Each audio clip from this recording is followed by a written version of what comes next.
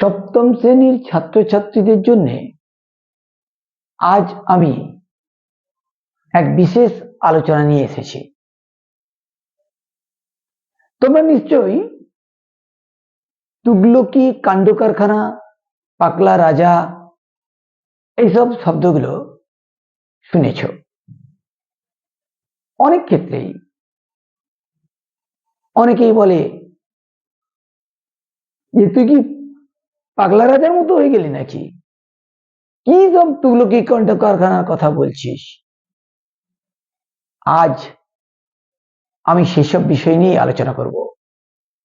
আর এইসব কথাগুলির সাথে সুলতানি বংশের এক সুলতান, যার নাম মোহাম্মদ বিন তুগলক, তিনি বা তার নাম জড়িয়ে আছে।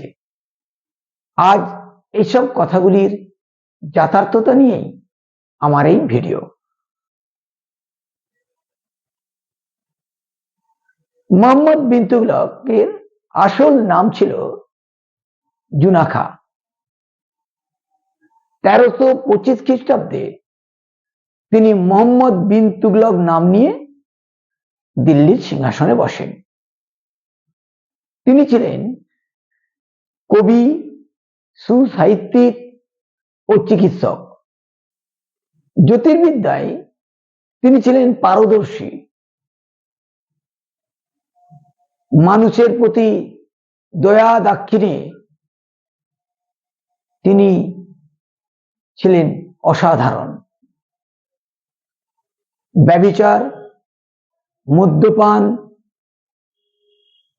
ধর্মান্ধতা, বিলাস ব্যসন প্রভৃতির ঊর্ধ্বে ছিলেন তিনি। আরবি, ফার্সি ভাষায় তার অসাধারণ ব্যুৎপত্তি ছিল। এইসব গুণাগুণ বিচার করলে তিনি ছিলেন সুলতানি যুগের সর্বাপেক্ষা শিক্ষিত ও গুণসম্পন্ন ব্যক্তি। তার আমলেই উত্তর আফ্রিকার মরক্কো থেকে ভারতবর্ষে এসেছিলেন ইবন বতুতা, যার লেখা বিখ্যাত গ্রন্থটি হল অল রহেলা, যা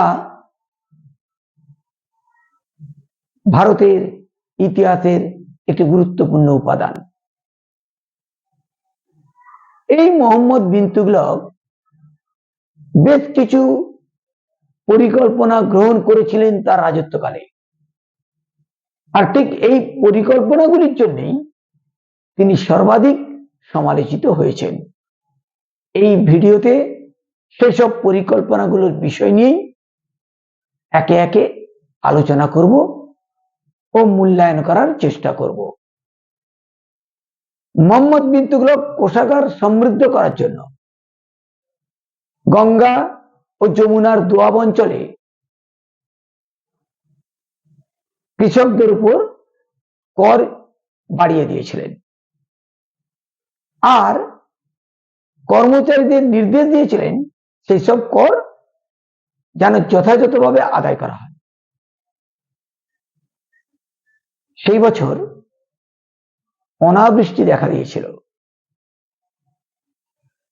করের ভারে অতিষ্ঠ হয়ে অনেক মানুষ দোয়াব অঞ্চল ছেড়ে বনে জঙ্গলে আশ্রয় নিয়েছিল। অন্যদিকে অনাবৃষ্টির ফলে কৃষিকাজ না হওয়ায় যে সমস্ত কৃষকরা ওখানে থেকে গেছিল তাদের উপর জোর করে কর আদায় করতে গিয়ে কৃষকরা প্রায় সর্বশান্ত হয়ে পড়েছিল। যখন সুলতানের কাছে খবর গেল, তখন সুলতান নিজের ভুল বুঝতে পেরে কৃষকদের ঋণ মুকুব করে দেয়। কৃষি সরঞ্জাম, কৃষির বীজ বিনামূল্যে দেওয়ার ব্যবস্থা করে। এক্ষেত্রে যদি বৃষ্টি, অনাবৃষ্টি এইসব বিচার করে কর আদায়ের ব্যবস্থা করতেন, তাহলে কিন্তু তার এই পরিকল্পনা ব্যর্থ হতো না, অথচ রাজকোষও পূর্ণ হতো। এরপরে মোহাম্মদ বিন তুগলক পরিকল্পনা করলেন তার রাজধানী দিল্লি থেকে দক্ষিণের দেবগিরিতে স্থানান্তরিত করবেন। যুক্তি ছিল দেবগিরি হলো ভারতবর্ষের মাঝামাঝি একটা জায়গা, অন্যদিকে দিল্লি উত্তর ভারতে অবস্থিত, তাই দিল্লি থেকে দেবগিরি বা দক্ষিণ ভারত শাসন ব্যবস্থা পরিচালনা করা বেশ কিছুটা অসুবিধা দেখা দিয়েছে। দেবগিরি ভারতের মাঝামাঝি জায়গায় অবস্থিত হওয়ায় সেখান থেকে সমগ্র ভারতবর্ষের শাসন ব্যবস্থা পরিচালনা করার ক্ষেত্রে সুলতান বেশ কিছু সুযোগ সুবিধা পেতেন। দ্বিতীয়ত কারণ হল দিল্লি ভারতের উত্তরে অবস্থিত হওয়ায় রাজধানী নিরাপত্তার একটা সমস্যা ছিল, কারণ উত্তর পশ্চিম ভারত দিয়েই বহিঃশত্রু বারবার আক্রমণ করেছে। কারণ তোমরা জানো ভারতের 3 দিকে জলপথ, আর উত্তর দিকটাই খালি পর্বত দিয়ে ঘেরা, তাই ওই পর্বতের কোলে, পর্বতের যে ফাঁক বা পর্বতের যে গিরিপথ, সেইগুলো দিয়েই বারে বারে বহিঃশত্রু আক্রমণ করেছে। রাজধানীকে সুরক্ষিত করার জন্য তিনি তার রাজধানী পরিবর্তনের কথা ভেবেছিলেন। তিনি দেবগিরির নাম দেন দৌলতাবাদ। এই অবধি ঠিক ছিল। সমগ্র দিল্লিবাসীকে তিনি নির্দেশ দিলেন দৌলতাবাদে যাওয়ার জন্য। বৃদ্ধ বৃদ্ধা, অসুস্থ শিশু, নারী সবাইকে বাধ্য করেছিলেন দৌলতাবাদে যেতে।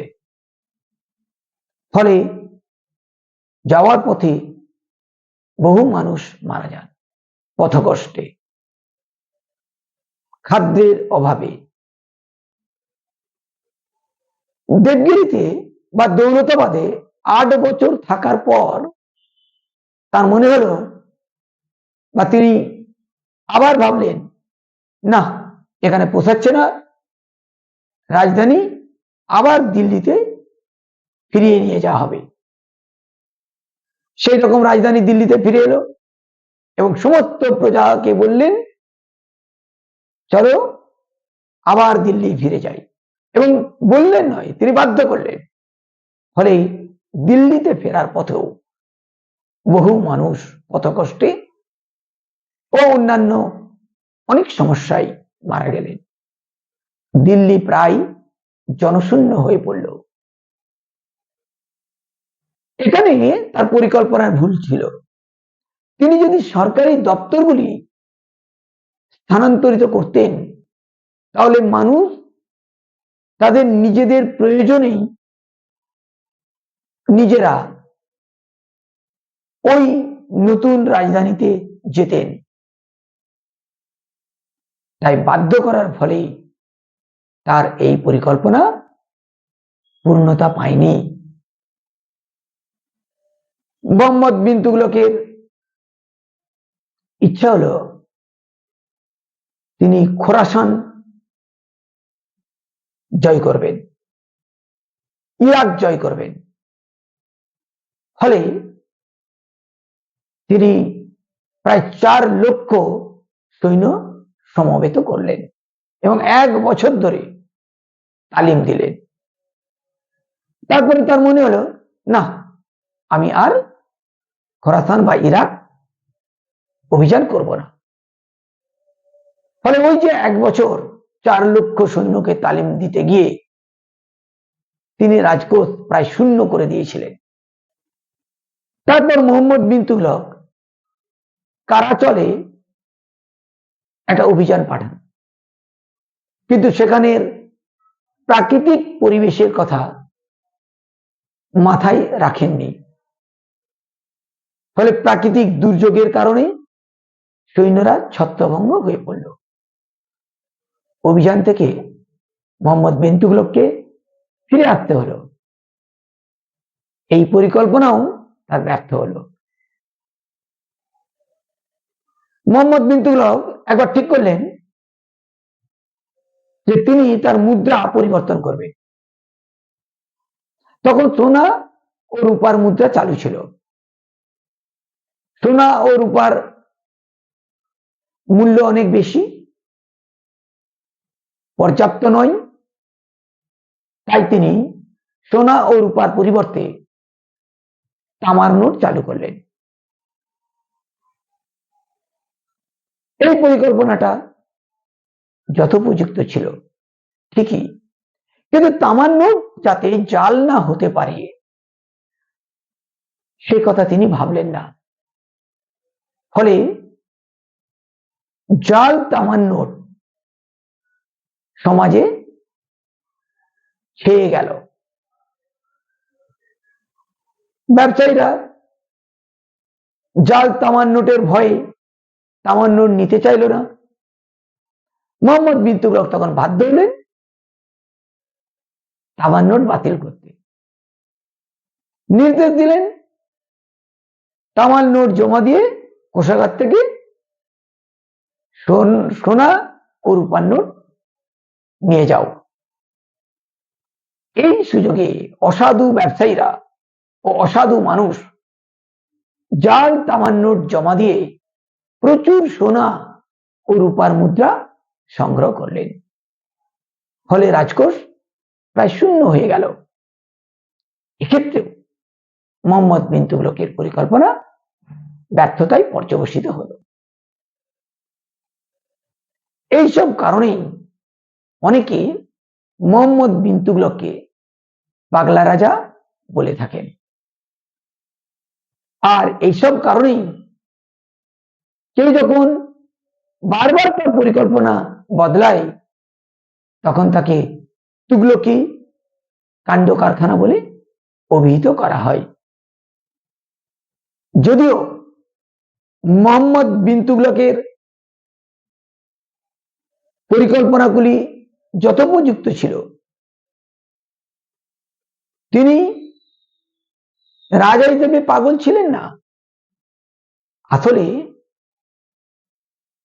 তার পরিকল্পনাগুলি বাস্তবায়ন করার ক্ষেত্রে কিছু পরিকল্পনাগত দিক দিয়ে ভুল ছিল। যথোপযুক্ত যে সমস্ত ব্যবস্থা গ্রহণ করা উচিত ছিল সেগুলো তিনি করতে পারেননি। কিছু উপস্থিত বুদ্ধির অভাবেই তার পরিকল্পনাগুলি ব্যর্থ হয়েছিল।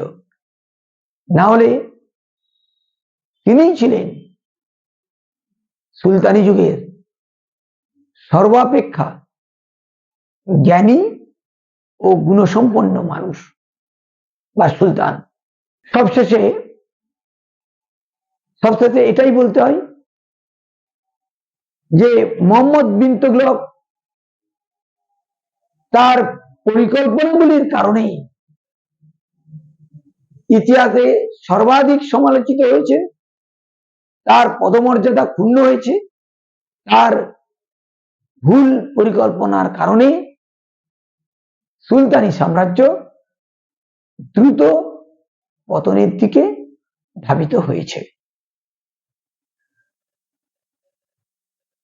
ভিডিওটা যদি তোমাদের ভালো লেগে থাকে তাহলে অবশ্যই লাইক ও শেয়ার করো, আর পরবর্তী ভিডিও পাওয়ার জন্য চ্যানেলটিকে সাবস্ক্রাইব করে রাখো। তাহলে আজকে এখানেই শেষ করলাম, দেখা হবে পরের ভিডিওয়।